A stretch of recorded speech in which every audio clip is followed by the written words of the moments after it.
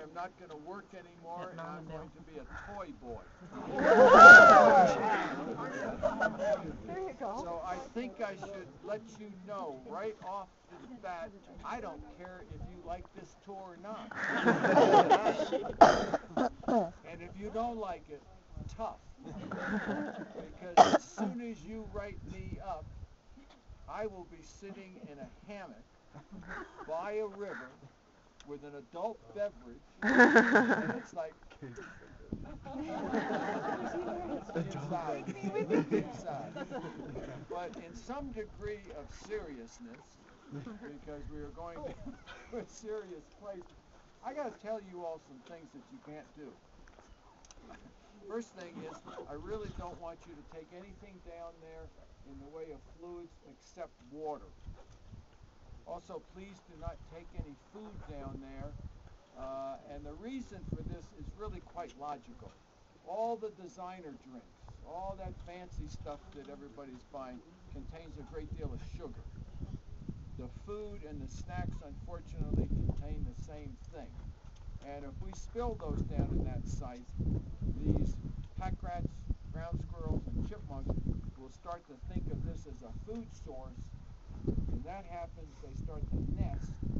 And if they start to nest, they're going to burrow into the site, and those holes are going to kind of compromise the integrity of the site. So we just ask you not to. If you're chewing gum, it'd be real nice if you just dropped it off in that receptacle before we get down there. But on a little more of a serious note, if any of you all have any pre-existing medical problems, if you're going to return to your homes after this holiday and have your knees replaced, or have your hip replaced, or you've left your nitrogen tablets in the motel room and it'll be all right, well, let me tell you what happens if you have a medical situation down there and you cannot walk back out of the site. It then becomes a very serious problem, because we will have to get you on a Stokes litter, and then we need the necessary woman and manpower to carry you up all these stairs that we're going to be going down. We put you on a gurney, we get you to a transporter, and then we get you into Cortez to the emergency room there. And for cardiac infractions, when everybody's talking about minutes and defibrillators and CPR, I can give you a couple of hours. So you know how you feel. This is not a very strenuous trip. We're just going down a series of stairs here, some stone steps that were carved by the CCC, and then we're going to climb up a short ladder. We'll be in the site for a while. To exit the site, we'll go just where those people are over there. There's 3 10-foot ladders. If you have any problem with vertigo, I would not be concerned about it at all here, because you're not going to be looking down into any crevices or anything like that. We really want you all to enjoy yourselves. We have 52,000 acres in this park. And in this 52,000 acres, we have 600 ALCO sites. They're strung out all over the sites. You all that have been on the Airmark tour, you stopped over here at Sun Point, you looked down into those canyons, and you saw a tremendous amount of villages.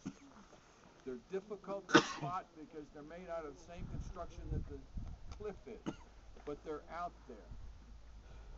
We had a population of about 4,200 people on top of this mesa in the mid-1100s.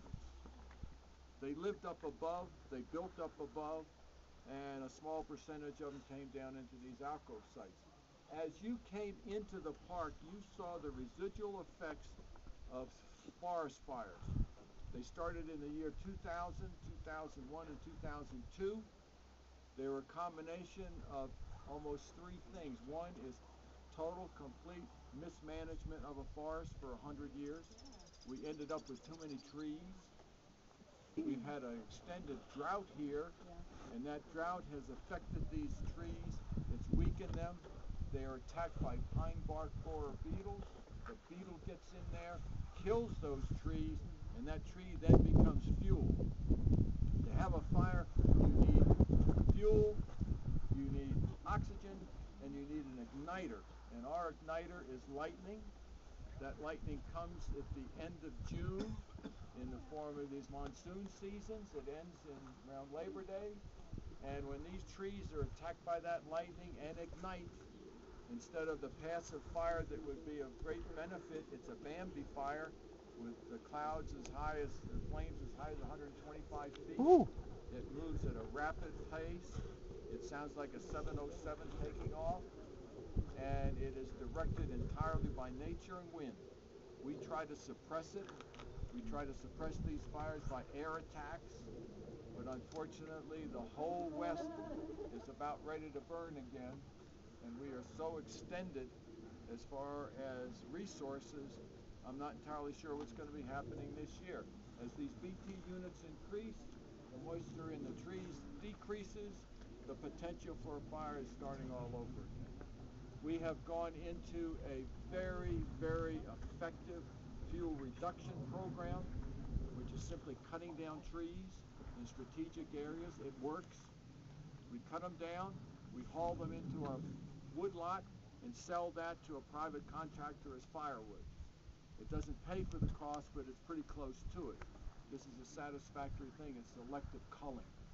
When these people were living here, they would have cut down most of these trees because they needed the material for firewood, they needed the material for fuel, and they also had to reduce the trees because this is where they planted all their crops.